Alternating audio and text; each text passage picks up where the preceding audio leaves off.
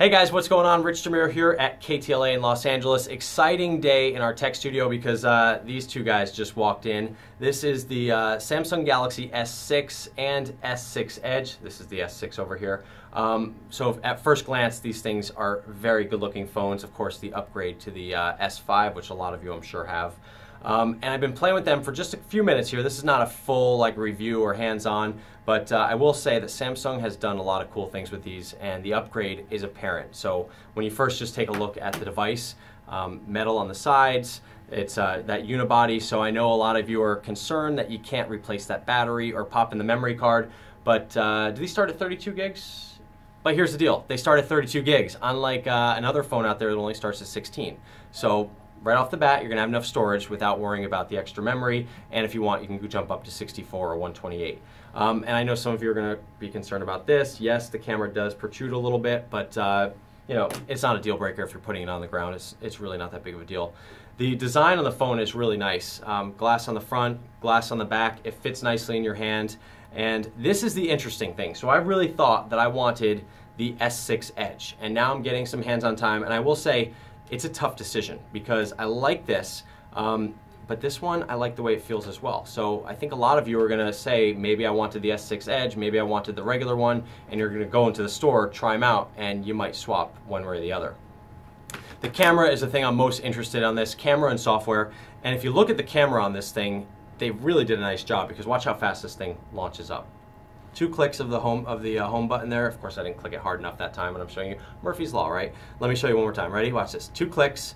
Instantly, you're jumped into the camera, and instantly you can capture those pictures, and it captures pictures really fast. So I've got a 3-year-old at home and a 6-month-old, so I am needing to take pictures very fast. And let's try it again with this phone. So again, you've got it locked here, and double click from anywhere inside the phone. Your camera's going to launch fast, and let's see.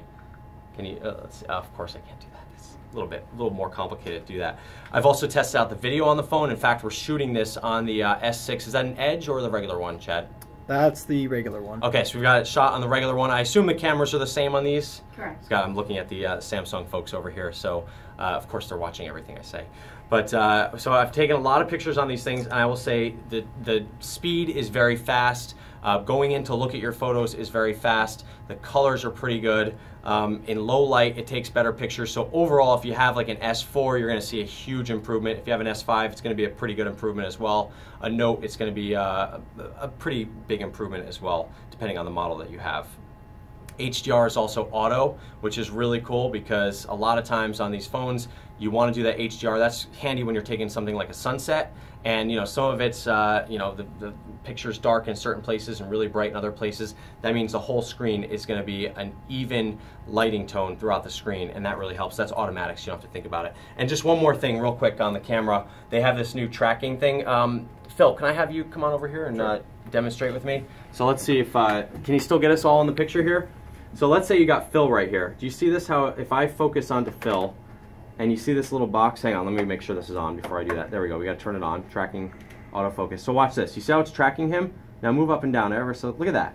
So it's tracking him in the box, and as you do it, you can take pictures. Now he's really giving this phone a workout. I don't know if we can do it that fast, but your kid probably moves just as fast. And let's see. And so if we look at the picture, well, that one didn't come out too. You're moving way too fast. You're really putting this thing through the paces. Yeah, that's not going to work. He's moving way too fast.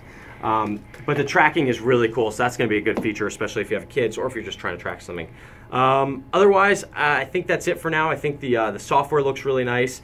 It's very responsive, and you know, a lot of people wonder about how many extra apps and things are on here, and I'm looking around, and I don't see as many as you're normally used to seeing on some of these phones. So. Again, that's a first quick look at the Samsung Galaxy S6 and S6 Edge. We're going to have a much more in-depth look at these things with all the cool new features in just a little bit. But all right, hope you